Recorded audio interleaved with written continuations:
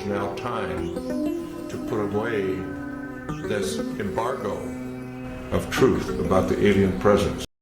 You've been so vocal about UFOs in the world. You've come out at press conferences. And why is this so important to you?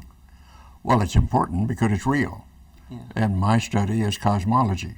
Mm-hmm. And since I happen to be one of the earliest of our particular civilization to go to another planet, although our moon is hardly considered another planet, I'm naturally of interest in space travel. Mm-hmm. And the idea that we could have had visitors here from another planet or another star system is vastly interesting, and is also very important to when we start to think of cosmology and the question of how did this all begin, how did we get here, where's all this going, then you have to ask these type of questions. So our cosmology has been so limited by, of course, our religious dogma. That's right. And your exploration of the moon, it was so important to show us that something's real. Well, that we have to go out beyond ourselves. We have to reach over to the proverbial next valley, right, to see what's there. And the moon is our nearest next valley. But then we've got to go beyond that. We unfortunately, don't have the equipment to do that now. We've got to invent new technologies to do that. It must have been sad for they closed down the moon program, the space program, the way they did. Well, it's too bad that happened that way. It's not going to stay down, however. We just got to get our economy moving again. And we'll be back in space. We'll have to go out. And we have to go onto Mars. We have to go to the asteroid belts. And we have to go outside our solar system. And that remains for the next century or so, provided we make it that far. We get ourselves on a sustainable path. Now, did you see anything on the moon that would make you suspect? Oh, okay. Let's wait till she gets set. Okay. So, that's good. Now, did you see anything on the moon that would make you suspect that there could be life, or was it a dead world? No, the moon was a dead world as far as we're concerned. That doesn't mean that our visitors might not have stopped off there at some point or even used it in some way. But I saw no evidence of that. Now, do you talk to other astronauts? Gordon Cooper's come out that he's seen you. What was your... I knew Gordon very well.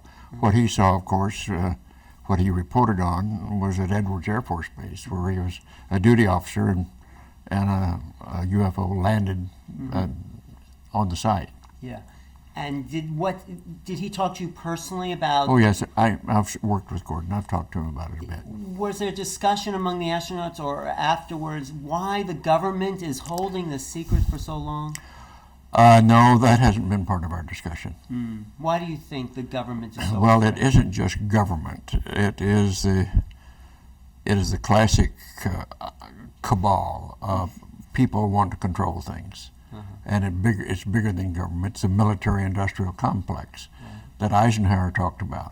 And learning how to break that down, learning to get it opened up so that we really have free flow of information is a major problem at this point. But why do you think this military complex is so intense? Is it control? Profit motive. Oh, it's all profit. I imagine it's rooted in the profit motive. You know, it's so and interesting. controlling these types of technologies. Yeah, because they'll lose that control if they acknowledge that there's... Essentially, yes. No, it's so interesting. You are from Roswell, New Mexico. You were born. Yes, I did grow up there. That's true. And growing up, you were around in '47 when the ship landed. I was headed off to college when that happened. Yeah. But you came back, and some of the locals would talk to you after you. That's right. And what exactly did they tell you? Well, they essentially said that the Roswell incident was real, that they had been involved in certain aspects of it, and they knew it was real.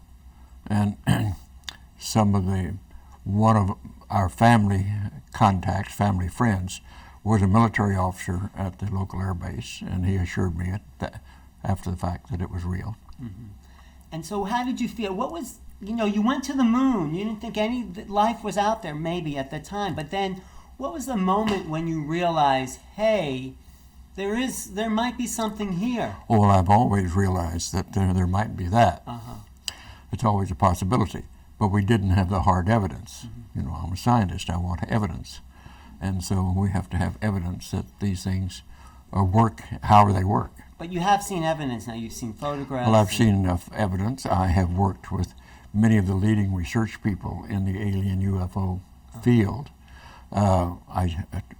Although I've not had personal first-hand experience, I trust these individuals who are good scientists and well-recognized, well-known people that have worked this field for quite a long time. I know you came out at the Exopolitics conference, at the press conference, sort of demanding the government tell the truth. No. Well, as I've learned subsequently, it's not all government. Yeah. And it's certainly not our political form in our government. It's deeper than that. And once we can get that opened up a little bit, maybe it'll open up more. Is there anything you haven't told people about your inner beliefs about UFOs? No. No, I've, well, the deeper belief is starting to emerge. The evidence, they have been coming here for a long, long time and have been influential in the evolution of our civilization on Earth, and probably very instrumental in our lore, particularly our religious lore and the cosmology coming out of how we came to be here. What evidence do you have, or have you? What made you influence that kind of thinking? The fact that they've been here for so long, apparently for so long. But where do you get that from? How did you? What convinced you that? Well, for example, just some hard evidence. In one of Michelangelo's paintings, there's a UFO in the sky. I've seen.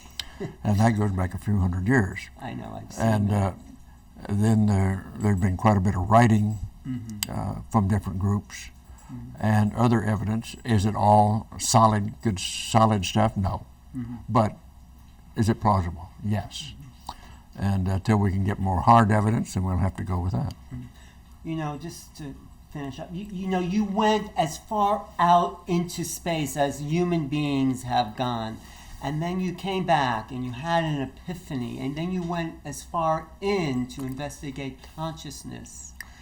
And it's sort of a really nice balance you've created in your life. Well, it's the whole question of exploration and understanding what is there to know and how does it fit together. And that to me is what cosmology is all about. So it's an inner understanding. It's how we cognize reality that is the fundamental to it too, yes. So when we meet another being that is nothing like us, it's a shock. It's a trauma almost, because... well, that's true, yeah. Except for the fact that we have living systems, animals all over our planet that are not like us. Right. So what's the difference except the fact they come from somewhere else and they're closer to being like us? They're close, because, you know, I think there's something about consciousness itself. That's what you're touching on. That's the tie together. That's the universal language. That goes through all living systems. It's conscious in some way. That opens up the spiritual aspect Yes. of who human beings are. Yes, yes. Because if we're consciousness, then we're asking about what's beyond just being physical. Yeah. And do you believe that we are beyond being physical? Well, that's mental and conscious. Yes. Yes, we go beyond. There's more to our existence than just the physical aspects of it. You've had great demonstrations in some of the healings that you've talked about. Of course. The role of mind over matter, the role of we can create reality the way we think, or influence reality the way we think, is a better way to say it. And the idea that mind and matter interact in these ways is what the deepest part of consciousness studies are all about. And what you've often said is a non-local aspect to consciousness. Well, we have to define non-local, and of course that comes right out of quantum mechanics. Yes. That says that the basic definition there is that when subatomic particles interact and they go apart from each other, they maintain a quantum correlation regardless of where they go till they entangle somewhere else.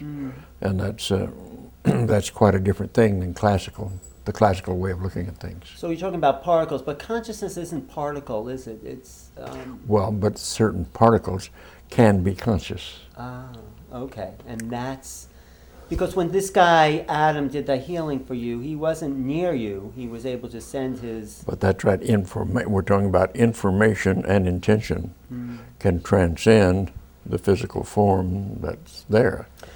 So really what you're talking about is a whole reorganization of our worldview and belief system. Up to a point, yes, some of it. But see, we've had these, there have been certain disciplines and traditions that have had these ideas for a long, long, long time. Right. The mystical tradition. The mystical traditions. But bringing and putting them together with science is quite a different thing. And this is what Noetics... And that's what we've been doing. And yes. that was a brilliant move to create an institute dedicated to a new way of looking at science. Yeah. And all we were doing was healing a 400-year-old flaw in philosophy. Right. The split between... The split between mind and body. Right. And the fact that religion has co-opted something that is... Life is an emergent property of the universe. Well, it's an evolving property. Let's use that. Emerging and evolving.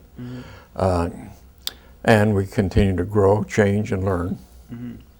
And let's hope that we continue to do that. We're just, I say in my lectures quite frequently, we think we're pretty smart, but we're just barely out of the trees.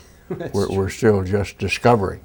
That's right. And you also say 100 years ago, your family came across America in the horse and wagon. That's right. Covered wagons pulled by horses, a little over 100 years ago. So in 1,000 years from now, imagine. Where we be? It's hard to imagine it. What is your vision for the future? If you can just... Well, we will have to go off the planet. We will have to move into other star systems. Our star system here, our sun, will burn out in due course. If we're going to survive as a species, we have to be gone. We have to be somewhere else. We've got a little time to do that, of course. But if we're to survive, we'll have to go forward. And see, all of the other perhaps visitors that we have, their suns burn out too. Right. So they've had to be universal beings. And that's where we have to be headed. Right. Thank you. And the planet itself needs to come together in ways it has not. Humanity. Well, that is for our own survival. If we're going to use it and make it last for as long as we possibly can, we've got to quit destroying it and misusing it and using up resources faster than we can put them together again. And I think we're in a transition for that. I think we are. Let's hope so. Let's hope we are. Thank you, Edgar, for all your work that you have done. Okay.